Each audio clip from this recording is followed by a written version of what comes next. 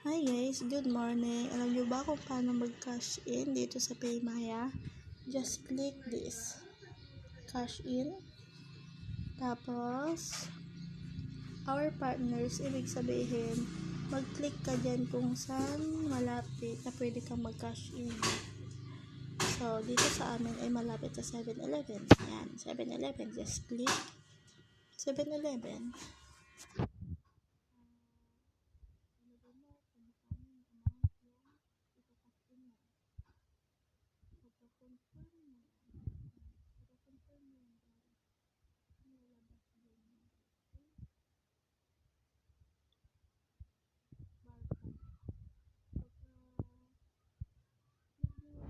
Guys, no? Di ba lalabas yung barcode?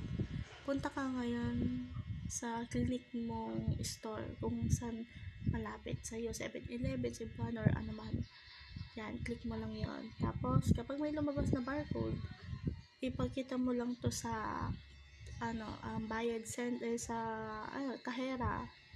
Na-scan to. Ayan, kapag na-scan na siya, magbayad ka na kung magkano yung kinash in mo. Pag walang man nag-notification sa'yo or wala man nag-text sa'yo, mag-login ka sa mismong PayMaya kung pumasok nga ba yung 100 or anumang amount yung kinash in mo guys. Ayan. Kunwari 100 guys, ang kinash in mo. Ang lalabas dyan sa wallet balance mo is 100 pero ang binayadin mo is 102. Pero paano nga ba makukuha yung 2 pesos yun, yung binayaran mong 2 pesos yun? Madali lang yan guys. Dito sa voucher mo makikita. Just click the voucher. Tapos may makikita kang may notification dito sa may, ayan, parang ganito. Ayan. Ganyan itsura ang makikita mo dito sa available. Kung ngayon na-claim ko na, ito yun. Nakuha ko. Kasi cashback yun eh. 2% cashback yan. Yan guys. Makukuha mo. Kaya naging 102 yung sa akin eh. Ganun din lang yun. Ganun din lang yung yung kinash in ko kanina. Or binayad ko kanina. Yun.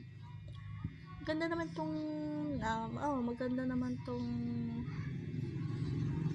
PayMaya guys. Kasi pwede kang magbayad ng bills, magbayad ng